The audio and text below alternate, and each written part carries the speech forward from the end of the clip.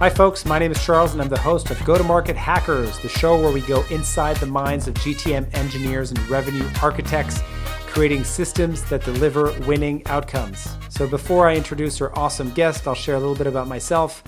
I am a startup founder with over 10 years of experience scaling go-to-market teams at various VC-backed companies. And what I always find fascinating is understanding how the best GTM teams are combining the tools and the processes to reach standout results. And so this is what this podcast is about. It's about interviewing RevOps leaders, GTM engineers that are incorporating AI into their systems to unlock outstanding growth. And today's guest is my friend Jorge Macias, who is the founder of the GTM Engineering Company. Jorge has been working with startups, both small and large, for the past couple of years, scaling their GTM with AI. And so I thought it'd be really great to have him on the pod to understand some of the cool things he's working on.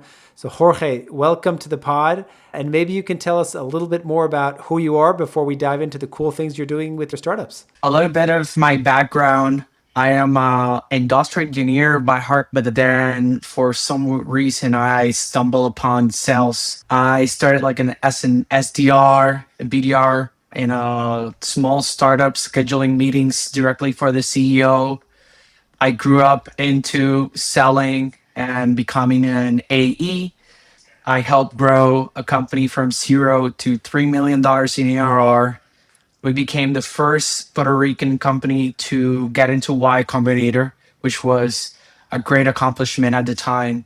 And since then, I've been growth hacking or doing go-to-market engineering for 10 years as an SDR, as an BDR, as an AE, as a mid-market AE, and as an enterprise AE. That's like my whole career trajectory. But I've always was finding a way to automate or standardize the way that we were selling, and how do we grab like special pieces of information that were out there in the wild in the internet and turn it into like conversions, into meetings booked, into deals closed. So I think just like the go-to-market engineering aspect of it, it's just something that I've been doing for a couple of years. I just think now I just have more tools where I can get better and better at doing this at scale. Basically engineering by training. Then you quickly got into sales. So SDR sales from the top of the funnel all the way to the bottom of the funnel. You have a natural kind of side of your brain that's looking at closing deals and getting leads.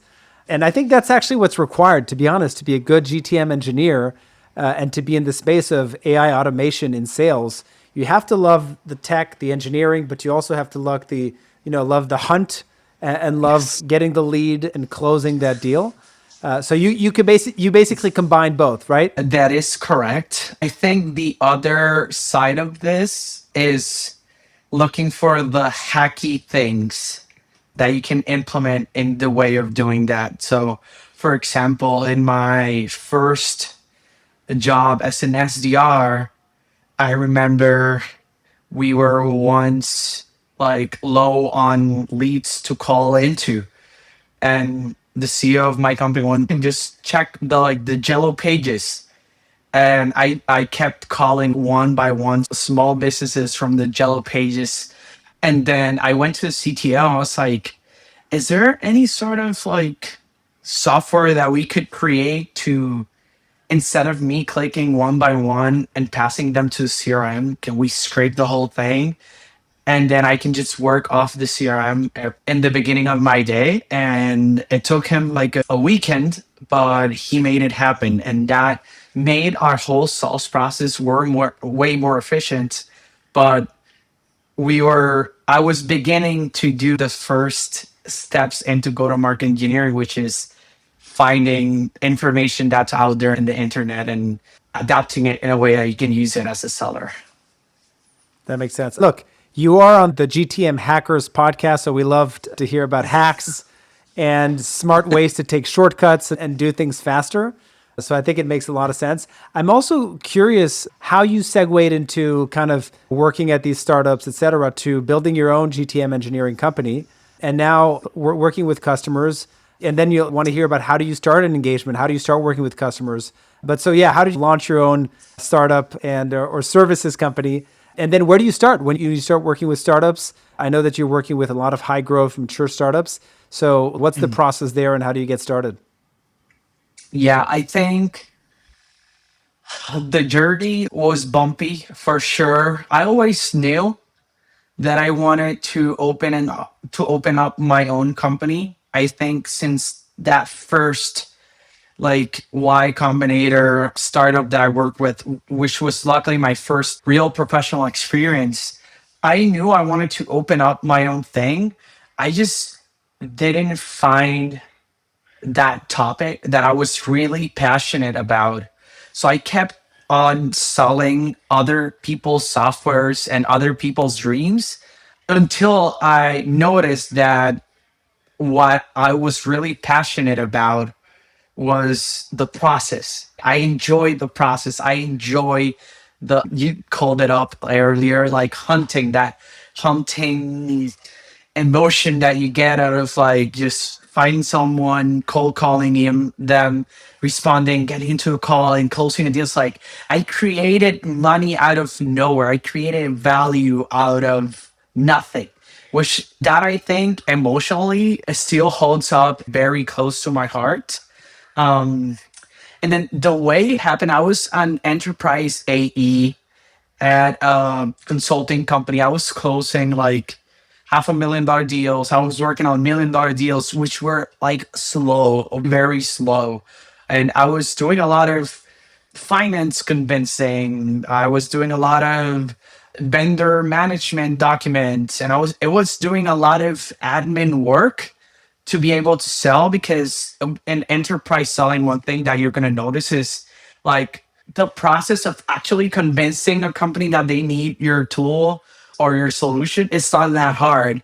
The harder part is like moving everything else, the team that you're going to impact, like finance, legal, operation, like moving all your champions and stakeholders internally to make it happen. I was working on a few huge deals, and my boss kept coming to me and be like, "Hey, Jorge, you need to prospect more. I need you to fill out the pipeline. I need you to do all these stuff." And I'm like, yeah, but I don't want to mess up a $500,000 deal because I'm cold calling companies and trying to get a book meeting. It's like there are these two sides of the process, which every single self prospecting AE is going to understand.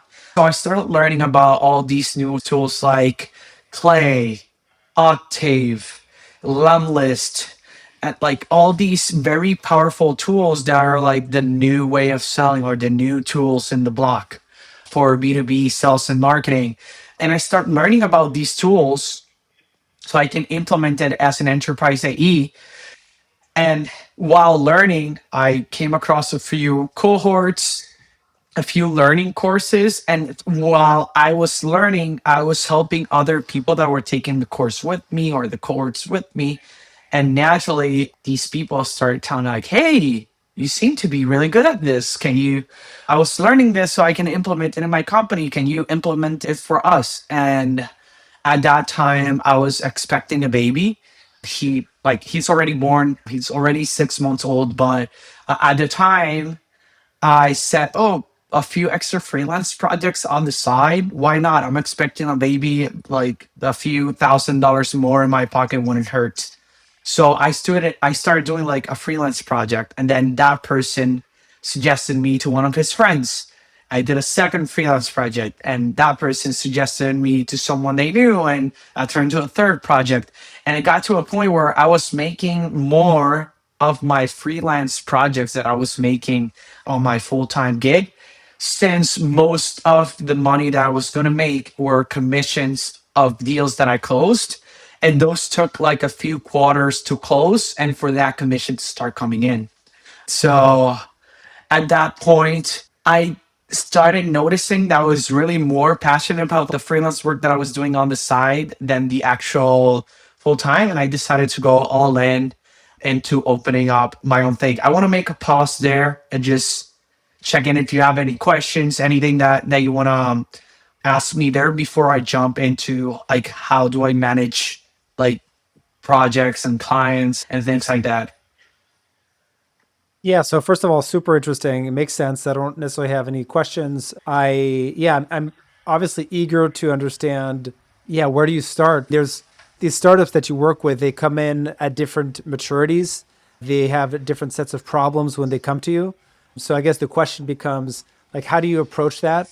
How do you avoid the, oh, please build this workflow and instead just come in and help them first understand what the gaps are and then how do you start building? What do you look for? Those type of things. I think it's super helpful because again, a lot of folks are confused about how to inject AI into my go-to-market. And so Yeah. speaking with folks that have been doing this for a couple of years now successfully across many startups is always super, super interesting. Yeah. So first, I love to work with people that just get it and they understand this new way of selling and they know injecting AI into their go to market processes is a must have now and not like something that you should do in the future. So that's like my first and most important qualification where when I'm talking with prospects is they already know that this is going to be a feature. If I need to do a lot of convincing, that's usually a sign that they're not a great fit. And then in terms of how do I approach projects, there's a good thing and a bad thing about my process. So almost every client involves some sort of cold outreach as part of the service. And in most cases, if you're going to do cold outreach, you need to buy new domains. You need to ramp up some new email inboxes and you need to warm them up. That means that for a month and a half, those new emails that you created start like emailing, having conversations with fake people to create the illusion that they are real humans using those emails and that they're having conversations with other people. And that's like an idea to be able to pass like spam filters for Google and for Microsoft and all these huge email providers. So usually what I do is initially when I start with a client, if I know we're gonna do some sort of cold outbound component to it, I'll tell them like, hey, let's buy a new domain, a few domains or a new domain. Let's start warming up new email inboxes. And then we'll spend the rest of the month or a month and a half working on first understanding your business, secondly, understanding the strategy that we want to implement or the experiments that we want to do, and then we start working to have at least one or two campaigns in the backlog for the time that we hit that warm up process. At any given point of the engagement, we are working for what campaigns are we're going to be launching in the next 2, 3, 4 months. So you're always like, I always try to have like one step ahead. So that's on the cold outreach type of project. And then there's a lot of other projects that are like more enrichment based or workflow based, or let's do a CRM enrichment cleanup project, or help me out with all my internal sales processes through a lot of these tools that you know how to use. And then in that case, those projects look a little different where we are initially doing a lot of interviewing, understanding like the sales organization, the best sellers, what are they doing and what can we replicate into a process that we can implement for the other sellers, and also what are the priorities of like sales management and the executive suite. And in that case, do like a current state assessment or opportunity assessment in the first month, where we look at what are the quick wins or projects we can fix, do like really fast. What are the medium term projects that are gonna hit higher ROI and gonna have more value added to the organization, but they're going to take a little bit more time to implement? And what are like the long term things that maybe it we can't do in our initial engagement, but would be very beneficial for them to do in the long term of the project? So I actually, it's super interesting. I have a couple questions from that. So let me first take a step back and say back what I heard. What you said is Brilliant. Basically, you start off and you say, okay, first we're going to warm up all these inboxes. We're going to buy these domains because we're going to be doing typically as part of your engagement, you're doing some outbounding. Then from there, you do a lay of the land where you assess all the different where the startup's at, what are the gaps they have, what are the things they're trying to achieve. Some of those things will be related to outbound. Some of them may be related to managing or cleaning their CRM, maybe some inbound stuff. And then it's like a menu. It's like an a la carte. You say, okay, we're going to do these three things. And then you start laying out how you're going to basically start launching it. Is that a good summary? That is a good summary. Maybe a question for you, Jorge, is how do you manage kind of founder expectations? Because I know that a lot of founders want to get in and they want to do outbound. And you said outbound is a big component of what you're doing. But sometimes, before doing outbound, you need to have, your data in order, your house in order, your CRM in order, right? So how do you Yes. manage expectations around that? Also, I found that there's this kind of GTM porn that's going on where everybody out wants to do these super complex workflows. And the more complex it is, the more impressed everybody is. But I think you mentioned something earlier. You said ROI, right? You prioritize things based on ROI. Right. It may be that a simple workflow has a higher ROI than this crazy workflow that's going to take 6 or 9 weeks to build and that's going to have a lower ROI. I guess founder expectations, coaching founders around what they should be doing. How do you work around all those things? Yeah, I think first of all, to manage expectations, you need to really go into an engagement knowing what they want. Because the way you manage a client that just wants leads, it's different from the client that just wants a clean CRM or an effective process. Are they in a hurry to look for results right now because they're going to race around or because they're getting pressured by investors? Those projects are going to be very different from bootstrapped companies or companies that just raced around and just want to build like a very efficient sales organization for the future.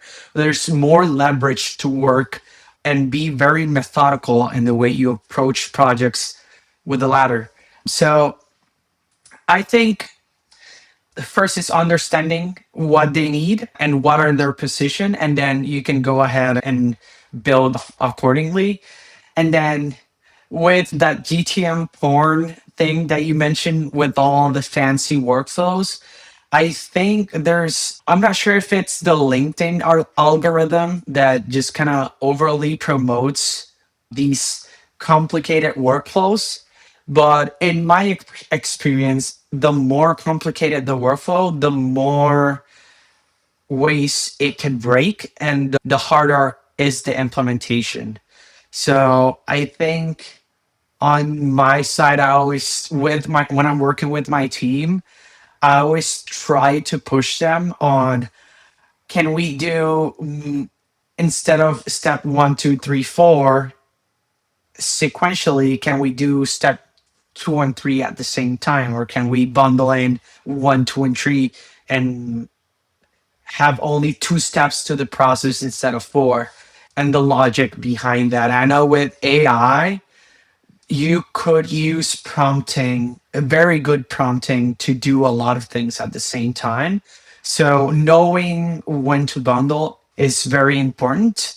And then also, as a founder, understand that a lot of the things that you see on LinkedIn is just to get you to engage and gets you to like jump on a call with them and understand that they're marketing to you, and have a mental filter that if it looks too good to be true or if it looks too perfect, like you need to push a few buttons to understand like if you're trying to fall into a trap, into a marketing trap. Because I've seen a bunch, and I actually posted on LinkedIn about this the other day. Or I've seen posts of, don't ever hire another go-to-market engineer in your life because we found this and that. And the real body of the post is like they're saying, oh, we created this new tool that completely automates what a go-to-market engineer does. It's like, no, you don't. You just graduated college. Like, you've never sold anything. So how could you automate something that you've have never done? And and just understand how the algorithm works and when you're being clickbaited into something. That's just it. I really love that. I want to unpack a little bit. I want to go back on some of the stuff you talked about, which I found super interesting. So, one of the things you said is that the more complex your workflow, the more error prone it is, which makes sense, right? You have more and more nodes, more and more steps, and then you need to continuously manage it. You need to have a sandbox to test it out, run it on a small amount of data, et cetera. It becomes, I totally agree, it becomes really complex and more error prone. I didn't quite understand the part around reducing or consolidating steps. I understand why you want to have fewer steps, but if you do things in parallel versus sequentially, just so I understand, because when I've run some make automations or workflows, or I've done some things on N8N, when it runs where it crashes, it crashed here because the input JSON fields weren't correct, etc. And I can imagine if I was doing some things in parallel, I might have a harder time actually debugging it. So that's why I'm just curious to understand the logic behind that approach. Yeah, it definitely depends on the use case. For example, we were working with a project is like a Series A startup. They have a tool that helps out qualify and convert inbound conversations through their websites, like a chatbot for your website with AI that Right. helps qualify and book meetings. So something project that we were working on was just enriching the whole CRM. So we created a process to enrich like all the companies and all the people with most important pieces of information that were important for them. And then we worked on another workflow to that for inbounds, their own inbounds. Every time they have a meeting with an inbound lead, they want to have a document or a notification with all the information of the pre-meeting prep. And something that we noticed when we were doing that project is when an inbound came through, we're gonna add that person, we're gonna force that person into the initial company and people enrichment. And we're gonna make that workflow that already worked, we're gonna make it more complicated because we're gonna have two sources of information instead of one. And then for this project in particular, I was like, no, let's not, let's keep that thing is working, let's just leave it how it is, and let's just build like a second workflow where we take and we used very cool functions feature that I just launched out. We create a process that anytime an inbound comes in, it goes through the same fields or same enrichments as the company and people initial workflow did, but inside that inbound workflow. And then we saved the problem of having everything clumped up into something that already worked. And then we could build on top of that and find other external sources and other pieces of information that would be valuable. So that's like the types of conversations that you get into day to day when you manage these projects of knowing when to mix processes, when to not, when to include workflows, when can you take something that's already been built and reuse it. And then as time passes, you can start to compound a lot of that. I had a friend recently that gave up his agency to go and work full time. And it was very interesting to me. He was doing really well, but he wanted to leave like surface level go to market engineering work and go like super, super deep into just one thing, which is an interesting approach. I think with time, a lot of the people that get that chance to go deeper and deeper are going to be more and more effective as time passes on. But it's also, there's a lot of value of doing different types of projects also and learning from other things that you can implement in what you're doing. So things that I implement from one client, I can take those learnings and implement into others, which is also super powerful. So that's like a balanced scale that always it's moving like back and forth. That makes sense. Yeah, it's like a pendulum.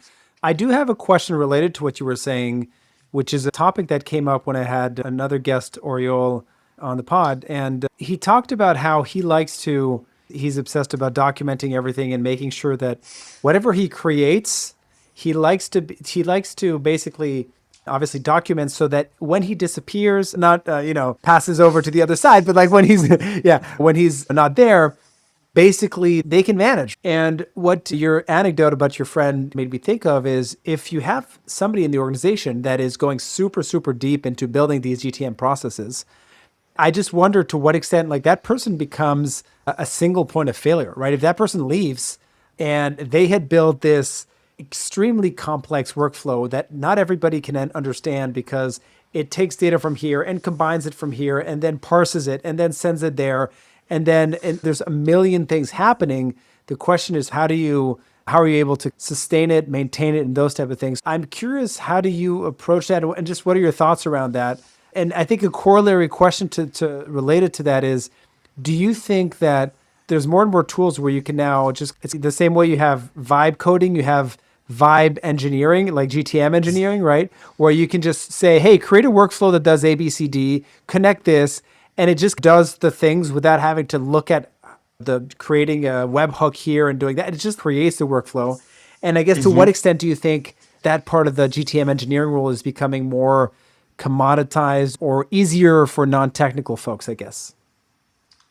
Yeah, so I think first of all, that really helps people that know what they're doing. And if you know the workflow you're trying to build, you can buy GTM engineer something that does 30 or 40% of what you want to do upfront, and then you can build the rest of it. It's the same logic as vibe coding tools. Like I think vibe coding tools are what are they are doing is they're making like really good engineers and they're making it great, and then really bad engineers they're making it worse, and they're going to create more bugs and redundancies, and it's going to make the whole industry have, instead of having a lot of average engineers, you're going to have a lot of great and a lot of really bad. I think the same for go to market engineering. And then in terms with like the single point of failure, I think it's very important to do a lot of cross training. I think huge enterprises are already do this as part of like their normal workflows. If you have the subject matter expert here, they need to teach it to someone else in case something happens. I think go to market engineers need to start taking that approach. Like for me, that usually looks like training engagements. So usually I just, the way that I approach projects is knowing that I'm gonna leave someday, I'm gonna disappear, like you mentioned. In that sense, I am always teaching and training my client on how they can manage these things without me. That looks like me building and then explaining what I built to them, then doing some co-building when they're building, and I'm teaching them, hey, you should do this, you should do that, and then we get to a point where they're building without me and they just giving me a little bit of what they're doing, and I'm helping more on the strategy and helping with finalize or do the last 10% last mile kind of work to make it spotless. So I think that's one way to approach it. And then another way to approach it is to also do like a lot of training videos. Like for me, I was recently writing a bunch of case studies of the projects that I've done. And it was fairly easy for me to do that because I have this bunch of Loom videos of me going through the main workflows that we did, and whilst the logic behind was like the conditional logics, the vendors, the data providers that we use and why and all that, all kind of summarized into a lot of short videos. And what I did is I just took a bunch of those videos, gave AI context of the project, what we did, how we did it, the SOPs that we've already created, and then with that we create a lot of the case studies fairly easy. Amazing. So that helps two ways: one, to train them, but also to kind of cover yourself. So once a client goes to you and be like, hey, like you're not doing what you're supposed to do, you'll be like, hey, I have proof, I have all this data, I have all these SOPs of things that I've done and things that I've documented that you can now use for yourself. Love it. Makes a lot of sense. Super interesting. So I know that we've talked a lot about the theory and also about like your approach to all this. Typically in the podcast, as we try to mix both kind of the theory and the practice. And so I'm excited to also dive into some of the things that you've done, some of the projects that you've worked on. And I know you prepared for us kind of three examples of projects you worked on that are quite different from one another. So would love to unpack those, understand why you worked on those projects, what were the bottlenecks or gaps that you were solving for, how you went about solving it, and then maybe if you saw results, what those were, that'd be super helpful. Sure. I think we talked a bunch of different projects that I've done, and those three are like the highlights that we wanted to bring. So the first one is a review scraping, which was like a very cool project that we did. That we basically we're reaching out to law firms in a specific state where Okay. we already had clients, and then we wanted to one validate that they had a pain, and second also name drop another law firm that we're working from the same state, assuming that maybe they know each other or some of that. So the way we approach that is we first find the companies, we filter the ones that we wanted based on demographic data and like number of employees, type of services they provide, etc. And then we looked further. We use with Clay, we looked for their Google Maps link. And then with their Google Maps link, we used Apify to go and scrape the worst 10 reviews. And then on those 10 reviews, we created an AI agent that would go to 10 bad reviews, and it would check if some of those reviews were highlighting a problem that my client would solve for them. And then not only we were highlighting the review, we're also sending like a screenshot. Hey, we saw this really bad review, and this is how we solve it. And that campaign was super, super successful.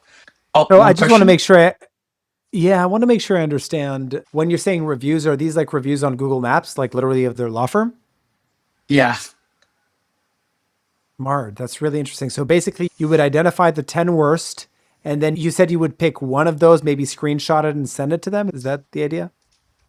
Yeah. So we scrape the 10 worst reviews, and we create an agent that goes and reads all of them and checks what's the best one that we can tie back to the service and that we provide. And then that's the one that we send their way. That's We such a actually great example. No, I was going to say what's great about this one is it's an example of a playbook that you can use across so many different industries, right? You could use it for restaurants, you could use it for pretty much any banks, like any one of these physical retail, physical brick and mortar stores, hairdressers, whatever your ICP is, it works like across those industries. And I love that you're doing some geo targeting there, so it makes a lot of sense. yeah, that was I love reviews. Another thing that I love are like CRM cleanups. I am a CRM geek. I've implemented a bunch of CRMs and SERs and AE as a go-to-market engineer now as my own company. And one workflow that was also very cool that we worked on was like a CRM cleanup. Actually, I talked a little bit about parts of the project earlier in the podcast, but one cool thing that we did is a project where we could receive any sort of email for inbounds. So to give you a little bit of context, some B2B companies, if you want to talk with a sales rep, you need to fill out a form, and in that form you need like a business email, or if not, they won't let you book a call with someone, which is reasonable. But there are companies that don't make that as a requirement.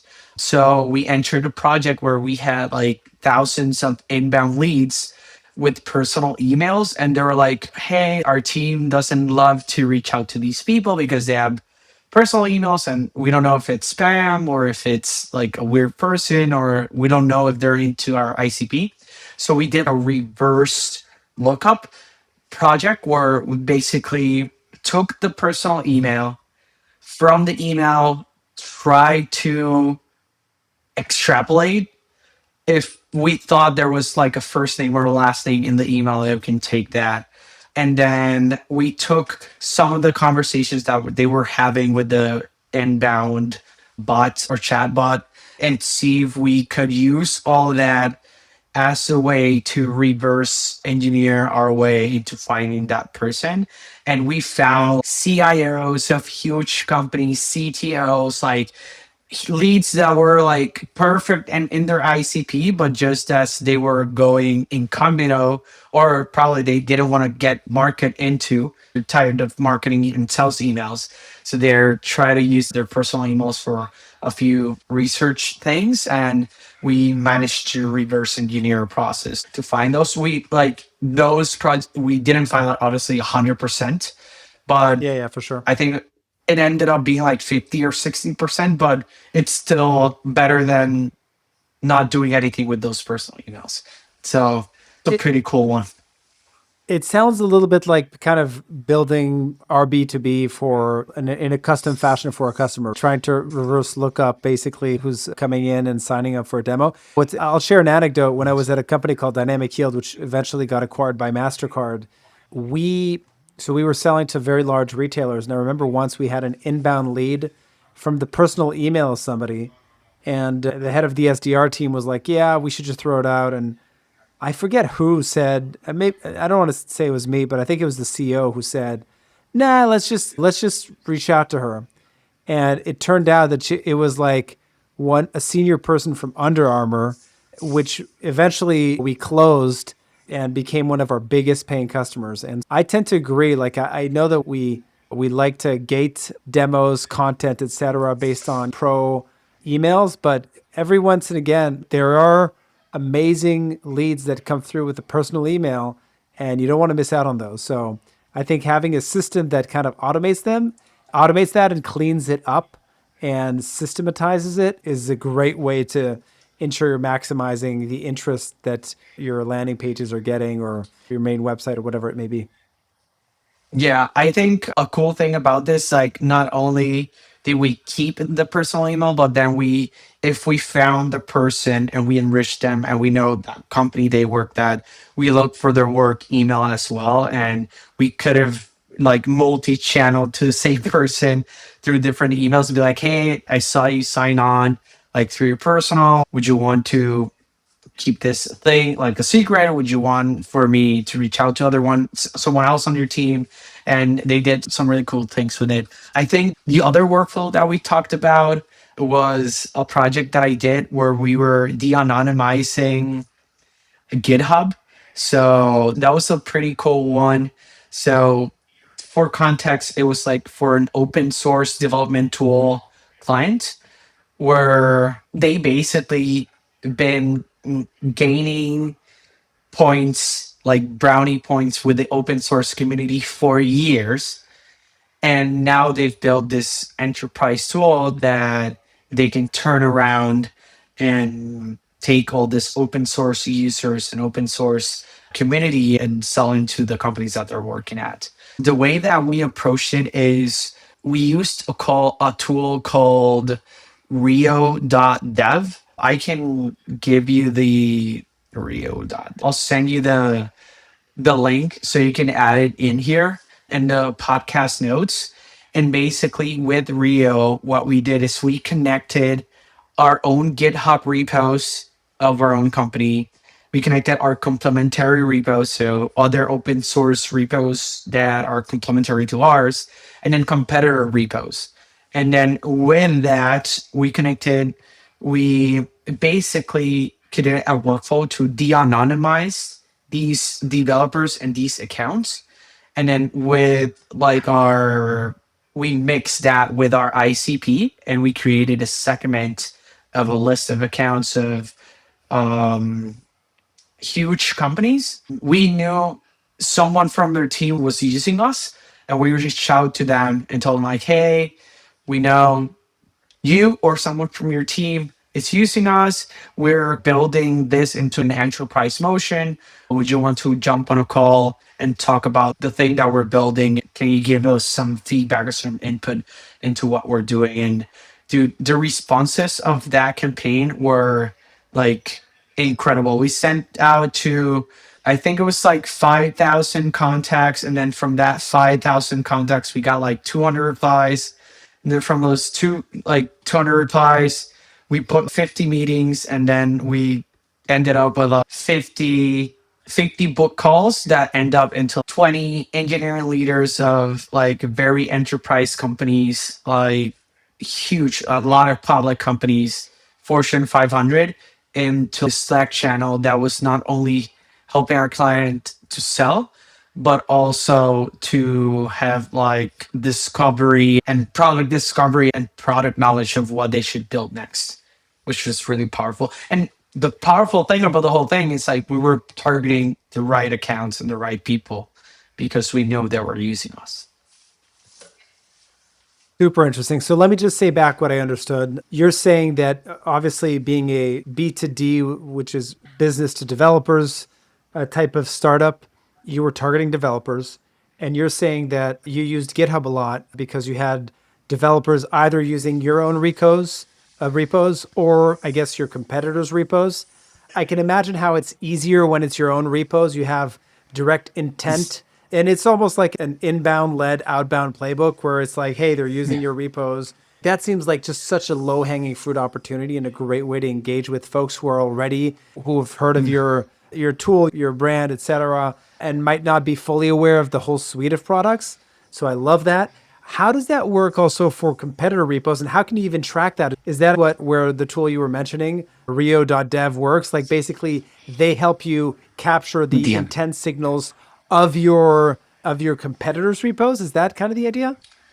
Yeah. It's very similar to RB2B, which you mentioned earlier, but instead of de-anonymizing people that go into your website, you're de-anonymizing developers that are using your repos. Super But it's the interesting. same logic and same kind of workflow I would meet in the back end. I think for this campaign in particular, to set up Rio, you set up like your own repos, complementary repos, and competitor repos. But for this campaign, we only use like our own and complementary. We didn't use the competitive ones. Got it. Okay. But because yeah, the competitive one is an interesting one too. I guess my question there becomes like, I don't think there's a way to know who's using the repos of competitors. And then maybe there's a way to figure out which developers are like starring specific repos or projects. And then maybe you can engage with them. But yeah, I think that like re- basically relying on competitor repos seems even more powerful if there's a way to Manage accomplish it. that. But maybe that's for another episode when we'll have you on and we'll talk about the other cool things you're working on. Listen, super, super interesting. So basically, to recap, in terms of the workflows that you've worked on, you gave three different examples. You talked about review scraping. This was for a law firm that you did, where you basically pinpointed and highlighted the negative reviews in order to provide a service. I guess a geo-targeted service is where, a law solution within that same geo, which is super powerful. Then you talked about the CRM cleanup use case around to avoid the bad habit of just excluding anybody who doesn't have a professional email, and being able to bring those back in, match them with their professional email, and then helping basically the startup identify who can actually be a fit among those kind of personal email signups. And then the third one, GitHub scraping, where you're using a bunch of ingenious tools, including Rio.dev, which I didn't know of, to basically Pretty cool. engage with the developers that are engaging with your repos and getting them in the funnel and aware of your suite of tools. That's super, super cool. Yeah, and it wasn't only to developers. We also reached out to like decision makers, VPs, directors, and like higher up and into those accounts, DevRels, but used right? that as a signal to know to which accounts to reach out to. So it was a cool workflow and a great summary, Charles. Super. This is a really awesome example. So listen, Jorge, I wish we had more time, but this was a really great conversation. Where can people find you? Is the best way to find you on LinkedIn? I'm going to include your LinkedIn URL in the show notes, but anything else folks should know about you, and any last words on your end?